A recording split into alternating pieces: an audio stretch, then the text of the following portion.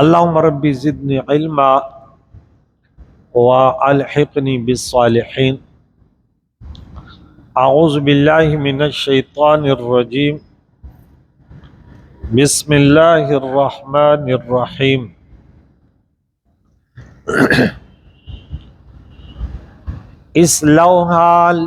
اصلوها اليوم بما كنتم تکفرون. اليوم نختم على افواههم وتكلمنا ايديهم وتشهد ارجلهم بما كانوا يكسبون. صدق اللہ العظیم. حاضرین و سامعین کرام، ہمارا قرآن پاک کا درس سورہ یاسین جو 36 نمبر سورت ہے، اس کی 63 آیتیں ہو گئی ہیں. کل آخر میں یہ بات ہوئی کہ اللہ فرمائے گا قیامت کے دن کہ اے ابن آدم، کیا میں نے تم سے عہد نہیں لیا تھا اس بات کا کہ شیطان کی عبادت نہ کرو، کہ تم شیطان کی عبادت نہ کرو. ابن آدم، یہ تمہارا کھلا دشمن ہے اور میری عبادت کرو، یہ سیدھا راستہ ہے. اور اس شیطان نے تم سے پہلے کتنی خلقت کو بہکایا، گمراہ کیا. کیا تمہیں عقل نہیں ہے کہ سوچتے نہیں ہو کہ ان سے بچو؟ ایک چور ایک راستے پر جاتا ہے اور اس کو ڈاکو لوٹتے ہیں تو لوگ پھر ڈرتے ہیں، بولے اس راستے پر نہ جاؤ. تو رسول اللہ صلی اللہ تعالی علیہ وسلم نے ہمیں وہ راستہ بتا دیا جس پر شیطان لوٹ لیتا ہے. اور شیطان کیا لوٹتا ہے پتہ ہے؟ ایمان لوٹ لیتا ہے. اللہ نفس امارہ شیطان کے مکاری سے بچائے. تو اللہ پھر فرمائے گا کہ اصلوها اليوم بما کنتم تکفرون.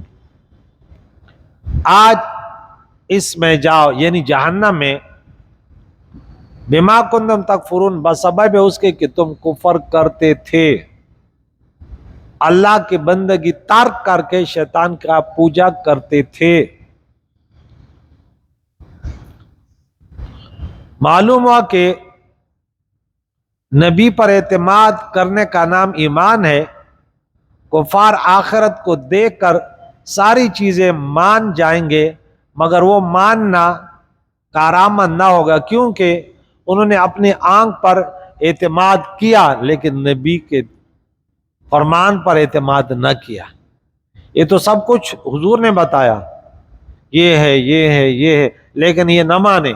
یہ پیغام بھی تو اللہ کا نبی نے سنایا علیہ السلام کہ شیطان کو مت پوجو، اللہ کی بندگی کرو. اور پھر فرمایا یہ میرے رب کا فرمان ہے.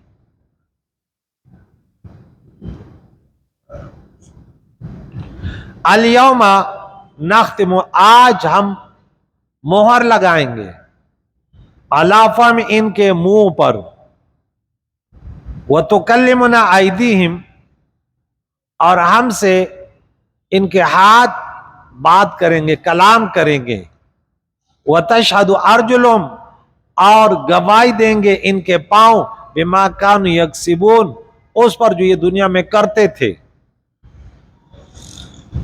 یہ اس لیے ہوگا کہ جو اپنے جرموں کا انکار کریں گے کہ ہم نے تو نہیں کیا، قسمیں کھائیں گے، یا اللہ ہم نے تو شرک نہ کیا. غالباً 70 نمبر آیت میں سورہ نحل میں ہم پڑھ چکے تھے، یا اللہ ہم نے کوئی شرک نہ کیا. تو اللہ تعالیٰ صرف ان کے جرم پر سزا نہیں دے گا، بلکہ ان پر اب شواہد، گواہ، بینہ قائم کرے گا. جو انسان دعویٰ کرتا ہے، اللہ کے نبی نے فرمایا البینۃ علی المدعی، جو دعویٰ کرتا ہے وہ گواہ پیش کرے گا. لیکن یاد رکھو وہ کتے نہیں لائے گا. کتے وہ رشوت نہیں دے گا. جو اس قرآن نے بتایا، جو پیارے عقائد و جہان نے فرمایا، اسی کے طریقے پر عمل ہوگا. نہیں ہے تو بس ختم.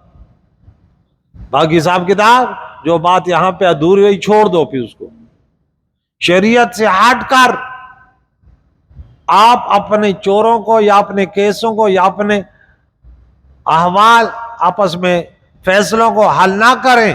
وَمَن لَّمْ يَحْكُم بِمَا أَنزَلَ اللَّهُ فَأُولَٰئِكَ، قرآن سورہ مائدہ میں 3 جگہ فرمایا وہ کافر ہیں، وہ ظالم ہیں، وہ فاسق ہیں۔ وَمَن لَّمْ يَحْكُم بِمَا أَنزَلَ اللَّهُ، تو جو اللہ کا کلام یعنی حضور نے فرما دیا وہ یہ۔ خیال ہے کہ کاتب اعمال فرشتہ خود نام اعمال اور زمین و آسمان کافر کے خلاف گواہی دیں گے۔ کاتب فرشتہ کرام الکاتبین بھی گواہی دیں گے، زمین و آسمان بھی گواہی دیں گے کافر کے خلاف۔ لیکن جب وہ انکار ہی کیے جائے گا کہ میں نے نہیں کیا، میں نے نہیں کیا، میں نے نہیں کیا، اس نے گواہی دی، اس نے دی، زمین نے گواہی دی، آسمان نے گواہی دی، نہیں مانے گا۔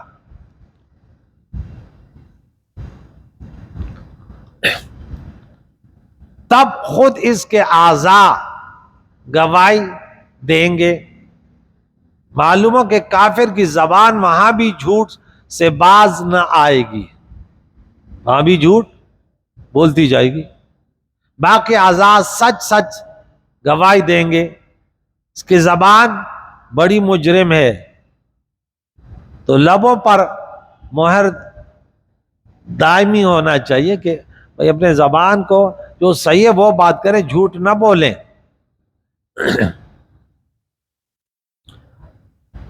اعضاء کی گواہی لے کر پھر ان کے زبانیں کھول دی جائیں گی، اب زبان سے بولو۔ لیکن ہاتھ پاؤں، یہ رب فرماتے ہیں نا الیوم نختم علی افواہہم، منہ پر منہ، لیکن یہ کیونکہ یہ تو فرض جہنم بھی ادھر ادھر، لیکن ایک وقت ہوگا کہ اس میں زبانیں بند اور ان کے اعضاء، ان کے اعمال کہ یہ یا اللہ ہم نے کیا، ہاتھ کہیں گے، پاؤں کہیں گے، اعضاء کہیں گے۔ غالباً آگے پھر آ رہا ہے تو بولے تم ہمارے خلاف کیوں خلاف گواہی دیتے؟ وہ کہتے ہیں اس ذات نے ہمیں نطق دیا جس نے ہر چیز کو نطق دیا، ہر چیز جو بولتے ہیں۔ تو بعض کہتے ہیں نا انسان حیوان ناطق ہے، علماء نے بولے نہیں ہر چیز بات کرتی ہے لیکن سمجھنا مشکل ہے۔ انطق کل شیء قرآن کی آیت ہے، جس نے ہر چیز کو نطق دیا، کل شیء تو ہر چیز کو شامل ہو۔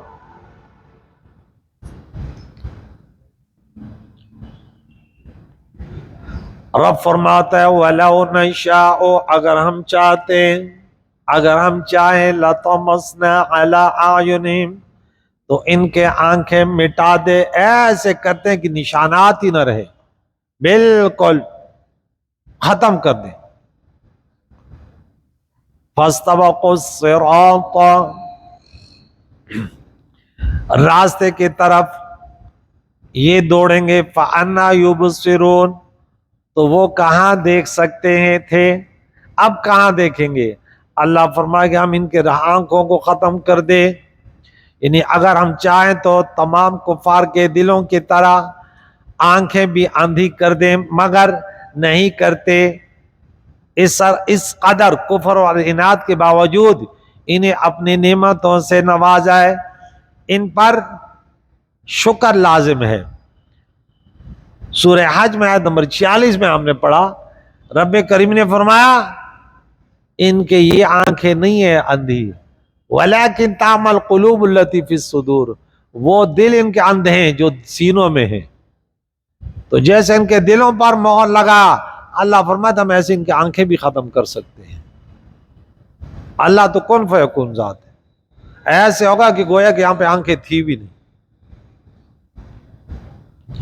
وَلَوْ نَشَاءُ لَمَسَخْنَاهُمْ عَلَىٰ مَكَانَتِهِمْ، رب فرماتے اگر ہم چاہتے تو ان کے گھر بیٹھے ان کے صورتیں بدل دیتے، مسخ کر دیتے، گھر بیٹھے بیٹھے انہیں پتھر اور بندر اور سور بنا دیتے، اس طرح کہ انہیں پتھر یا بندر سور بنا دیتے وغیرہ، جیسے پچھلی امتوں کے سرکشوں سے کیا گیا۔ خیال رہے کہ مسخ میں صرف صورت تبدیل ہوتی ہے، روح وہیں رہتی ہے، لہذا اس سے اواگون یا تناسخ سے کوئی تعلق نہیں، کیونکہ آریوں کے نزدیک اواگون میں روح بھی بدل جاتی ہے کہ نفس انسانی نفس حمار بن جاتی ہے، یہ ناممکن ہے۔ یہ ہندو وغیرہ کے جو عقید ہے، کہتے ہیں وہ اس سے استدلال نہیں کر سکتے کہ دیکھ اللہ فرماتا ہے۔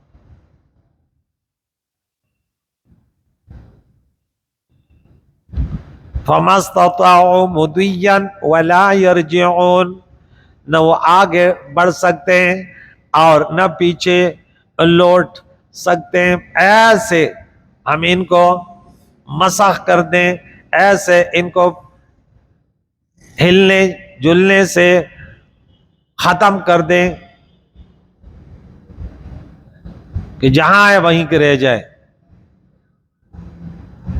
وَمَن نُعَمِّرْهُ، اور جس کو ہم لمبی عمر دیں، نُنَكِّسُهُ، پھر اس کو الٹا کر دیں، اسے لوٹا دیں، اوندا کر دیں، فی الخلق، پیدائش میں الٹا پھیر دیں۔ افلا یعقلون، کیا یہ عقل نہیں رکھتے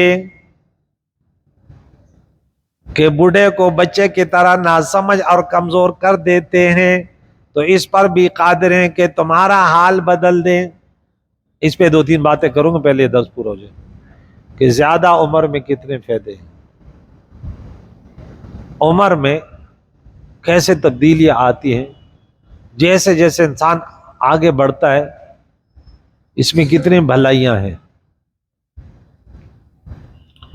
وما علمناه الشعر، رب فرماتا ہے ہم نے انہیں شعر گوئی نہیں سکھائی، شعر نہ سکھایا، وما ينبغي له، اور نہ وہ ان کے لائق ہے کہ وہ شعر گوئی کرے۔ اب بعض لوگ جو ہے نا شعر گوئیوں پہ لگے رہتے ہیں، کیونکہ شعر میں بہت زیادہ مبالغہ ہوتا ہے، وہ کسی کو اٹھا لیتے تو کہاں لے جاتے، کسی کو گرا لیتے تھے، اس لیے اللہ نے اب اگر یہ شعر گوئی ہے نا اتنا وہ نہیں کہ، کیونکہ اگر یہ خوبی ہوتی تو رسول اللہ میں لازمی ہوتی، اگر یہ خوبی ہوتی تو پھر وہ یہ نہیں بولتے یہ شاعر ہے، کیونکہ شاعر پھر خوبی ہوتی نا۔ اب عالم خوبی ہے نا، یہ عالم ہے، رب فرماتے یہ اس کے شاعر ہی نہیں ہے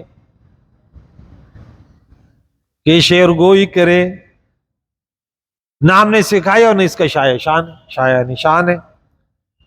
کفار مکہ قرآن شریف کو شعر اور پیارے عقائد و جان کو شاعر کہتے تھے۔ بل افترا بل ہوا شاعر، سورہ انبیاء نمبر 5، بولے اس نے قرآن اپنے طرف سے گڑھا اور یہ تو شاعر ہے۔ تو وہ لوگ خود شاعر گوئی میں مقابلے بھی کرتے تھے، لیکن شاعر انسان کو صحیح نہیں سمجھتے تھے، جادوگر کو کاہن کو صحیح نہیں سمجھتے تھے۔ اس آیت میں ان کی تردید ہے۔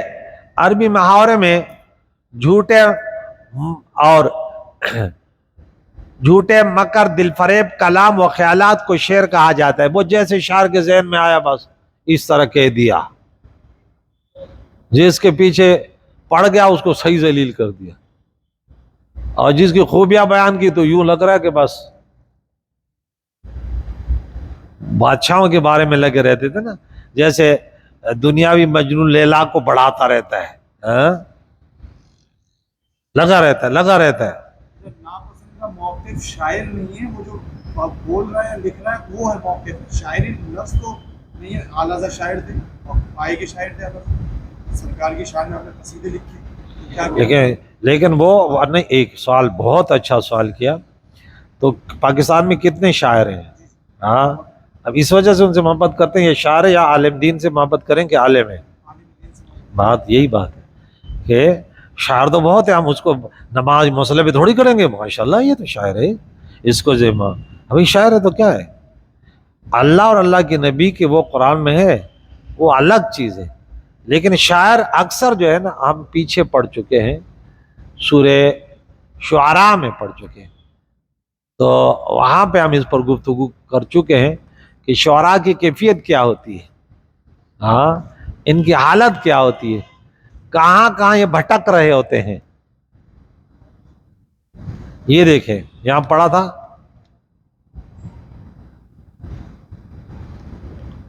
انہوں نے پھر یہاں بکواسات کیے تو اللہ تعالیٰ نے پھر ان کو کہا کہ یہ تو شیطانوں کا کام ہے، ادھر ادھر یہ بکواس کرتے رہتے ہیں.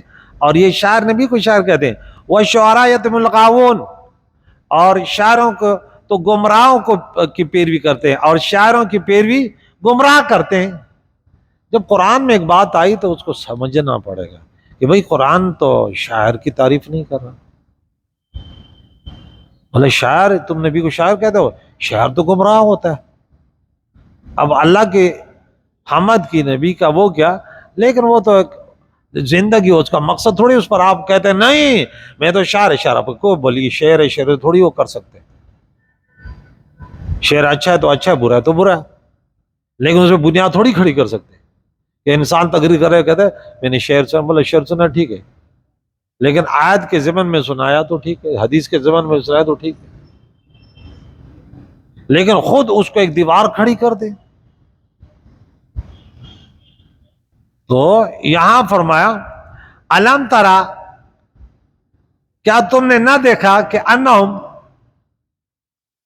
فی کل وادی یہیمون، یہ ہر وادی میں سرگرداں پریشان یہ شاعر رہتے ہیں. تو اس میں کفار کی اس بکواس کی تردید ہے کہ پیارے عقائد و جہان کو شاعر کہتے تھے. تو شاعر اچھا نہیں ہے نا، اس لیے تو شاعر اچھا تو نہیں ہے نا. اگر اچھا ہوتا تو پھر تو حضور کی تعریف کرتے تھے نا. اب ہمیں قرآن کیا درد دیتا ہے کہ وہ نبی کو شاعر کا، اللہ نے فرمایا شاعر نہیں ہے، تو شاعر کوئی اچھا نہیں ہے نا. شاعر تو وہ برات دل لگا شعر با شعر شعر، بھائی فقی مسائل لکھو، یہ کرو یہ کرو، وہ الگ بات ہے کہ اللہ کے حمد شعر وہ الگ، لیکن یہ اس کو مقصود بنا لو. کیوں؟ میں نے جتنے بڑے بڑے شغلان شغلے وہ کبھی کبھی، لیکن آپ وہ رات دن وہ اسی پہ لگے رہے، اسی پہ لگے رہے، تو فرائض اور واجبات کو چھوڑ کے جو اسی میں آپ گمراہی میں لگے جائے. اللہ اور اللہ کے نبی کی تعریف کرے وہ الگ بات ہے. وہ تو حسان میں نے ثابت ہیں، وہ ہاں کتنے وہ شعراء دنیا میں گزرے، لیکن یہاں ایک فن اور اس پہ کے پیچھے پڑ جانا.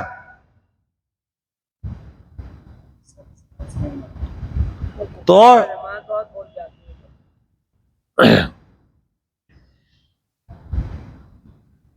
شعراء کیا کرتے تھے کہ جھوٹے کلام کو رواج دینے والے ان جیسے آوارہ اور جھوٹے لوگ ہوتے ہیں، اور حضور کے اتباع کرنے والے ابو بکر صدیق، عمر فاروق جیسے پاک نفس اور پاک باز لوگ ہیں.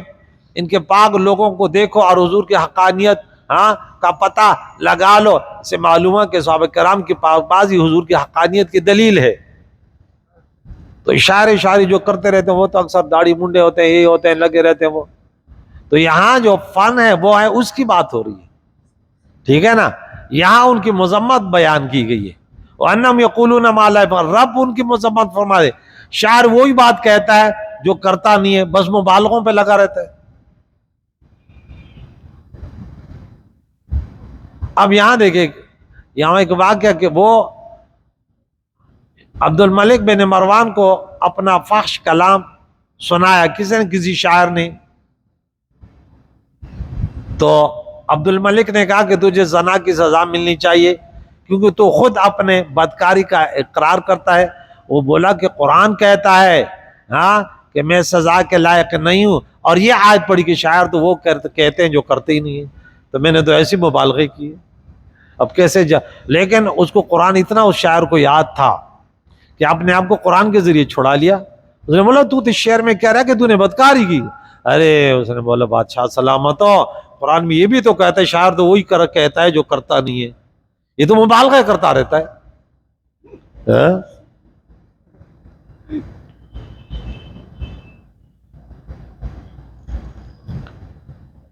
یہاں مراد کیا ہے، اس کے انہوں نے تفسیر کی ہے.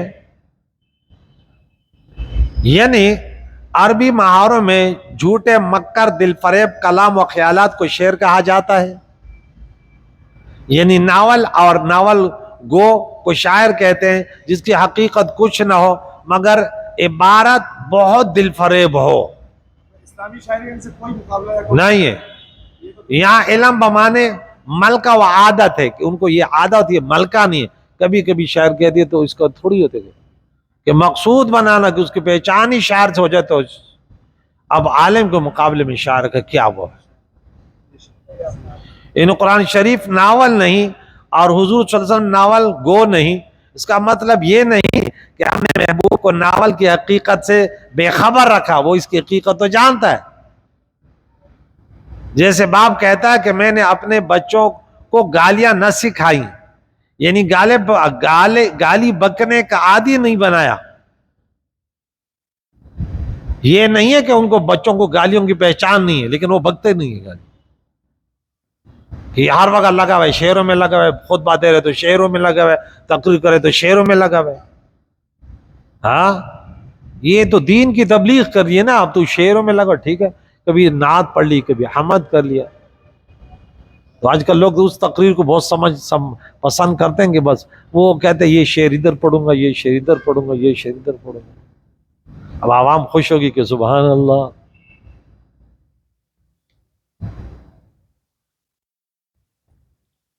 ان ہوا یہ قرآن نہیں ہے، ناول نہیں ہے، یہ شعر و شاعری نہیں ہے. الا ذکر، یہ تو نصیحت ہے. قرآن تو نصیحت ہے.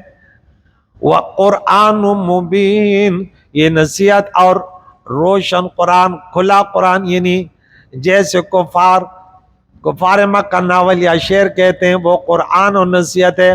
معلوم ہوا کہ شعر سے کفار کی مراد قصیدہ یا نظم نہ تھی. قرآن مجید میں کوئی شعر و قصیدہ نہیں. وہ اسے شعر کیسے کہتے تھے بلکہ ان کی مراد دل فریب جھوٹی کہانیاں تھی. کہ شعروں میں شعر گوئی میں دل فریب اور جھوٹی کہانیاں ہوتی ہیں. یہ حکم اکثر کا ہے، یاد رکھیں حکم اکثر کا ہے کہ اکثر ایسے ہوتے ہیں. اور حکم الاکثر حکم الکل، یہی ہوتا ہے نا. قلیل کل معدوم ہوتا ہے.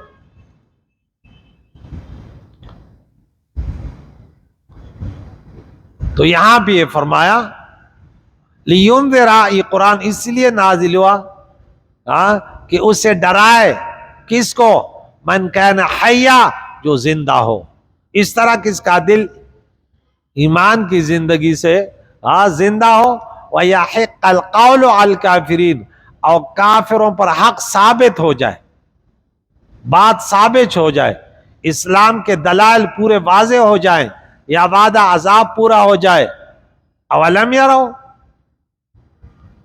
کیا انہوں نے نہ دیکھا کہ انا خلقنا مما عملت ایدینا، کہ ہم نے اپنے ہاتھ کے بنائے ہوئے چوپائے ان کے لیے پیدا کیے. انعامن فہم لا مالکون، انہیں مالک بنایا. گھوڑا، اونٹ، کتنے جانور ہیں. رب فرماتے پیدا ہم نے کیے اپنے قدرت سے اور مالک انہیں بنایا. ہاتھ سے مراد قدرت کاملہ ہے، یعنی تمام جانور ہم نے صرف اپنی قدرت سے بنائے. ان کے بنانے میں کسی شریک سے مدد نہ لی. فرشتوں کہ ماں کے پیٹ میں بچہ بنانا رب ہی کے حکم سے ہے، لہذا یہ رب ہی کا بنانا ہے. آدم علیہ السلام کو رب تعالیٰ نے بغیر فرشتے کے ذریعے کے بنایا کہ فرمایا لما خلقت بیدی، شیطان تم نے اس کو سجدہ نہ کیا جس کو میں نے اپنے ید بلا کیف سے بنایا. اس لیے انہیں بشر کہا گیا، یعنی اللہ کی بنائی ہوئی ذات مباشرت بالید سے مشتق ہے. یعنی جانور بنائے ہم نے اور فائدہ اٹھائیے، تو انہیں شکر ادا کرنا چاہیے. یہ جانور کتنے طاقتور تھے، انسان کمزور ہے. وَذَلَّلْنَاهَا، اور ان جانوروں کو ہم نے ان کے تابع کیا، ان کے لیے نرم کیا. کہ زور والے ہاتھی، اونٹ وغیرہ کو انسان کے بچے لیے پھرتے ہیں، یہ رب کی قدرت ہے. ورنہ بچے کی کیا وہ طاقت، انسان کی کیا طاقت. 20 آدمی ایک بیل کو نہیں پکڑ سکتے، اتنی طاقتور ہوتے. اور 100 بیلوں کو ایک انسان چرا رہا ہوتا ہے، 100 اونٹوں کو ایک لین پہ لگایا. تو یہ اللہ فرماتے یہ میری قدرت ہے.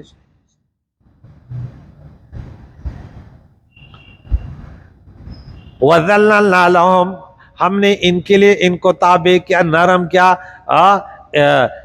ان کے قدرت میں دیا.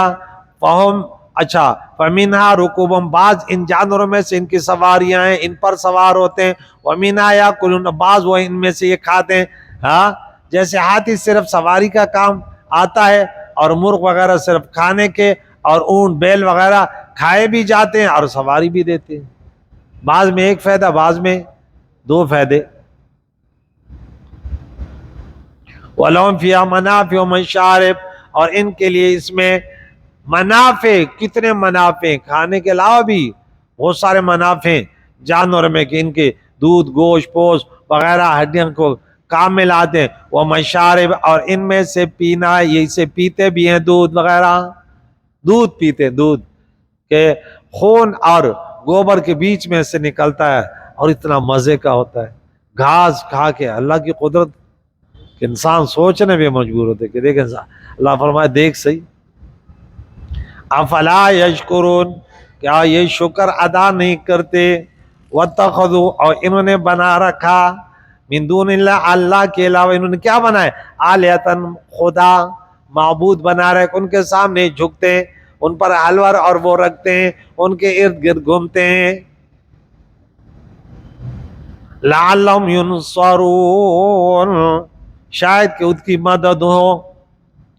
خدا کے مقابلے میں کہ رب تعالیٰ عذاب دینا چاہے مگر یہ بت عذاب نہ دینے دے، یہ ماننا شرک ہے. یہ ماننا انہیں بولے یہ ہماری مدد کرے، کوئی مدد تمہاری نہیں کرے گی. تو یہ ان کی مدد نہیں کر سکتے. لا یستطیعون نصرهم وهم لهم جند محضرون اور یہ کافر خود ان کے لیے کمر بستہ کھڑے ہوتے ہیں اپنے خداؤں کی مدد کے لیے. خدا تو وہ کہ مخلوق کی مدد کرے اور یہ خود ان کی مدد کرتے ہیں. کریم اللہ سے دعا ہے، چلو اس پر میں بات کرنا چاہتے لیکن ٹائم زیادہ چلا گیا، کہ ہم نے ان کو عمر دی انسان کو، اور پھر اس کو دوبارہ یعنی کمزور تھا، پھر طاقتور ہوا، اور پھر دوبارہ کمزور ہوا، پھر اتنا کمزور ہوا کہ جیسے بچہ تھا تو خود ٹوائلٹ نہیں جا سکتا تھا، خود کھا پی نہیں سکتا. رب فرماتا ہے پھر میں نے ایسے کیا اس کو. اور تفسیروں میں اس پر بڑی گفتگو کی کہ جو علماء ہیں، اولیاء ہیں، انبیاء کے تو بڑے درجے ہیں، کہتے ہیں انہیں اللہ اس حالت سے ارذل العمر سے بچاتا ہے. اس کو بولتے ہیں ارذل العمر.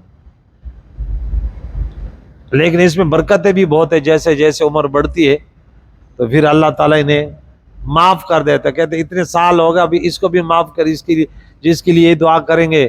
تو اس لیے کہتے ہیں جب داڑھی سفید ہوتی ہے کہتے بزرگوں کی تعظیم کرو، ان سے دعائیں لو.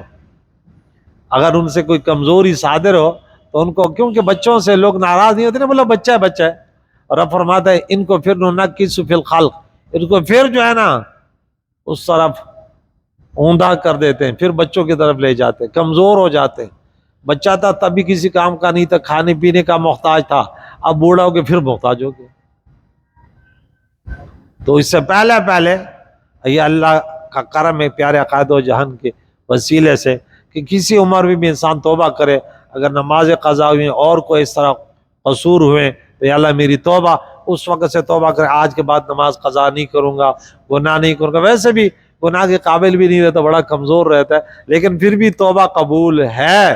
کریم اللہ ہمارے ان حاضرین جو مسجد میں آ کے درس سننے کے لیے اللہ ان سب کے پریشانیوں کو دور فرما، خصوصاً ان کے بیماروں کو، ہم سب کے بیماروں کو شفا عطا فرما، رزق حلال سے مالا مال فرما، نفس و شیطان کے مکاری سے بچا، ہم سب کے مرحومینوں کی مغفرت یا اللہ زندوں کو دین اسلام پر جینے سے پر موت نصیب فرما. صلی اللہ تعالی علی خیر خلقہ محمد و علیہ وصحبہ اجمعین برحمتک یا ارحم الراحمین.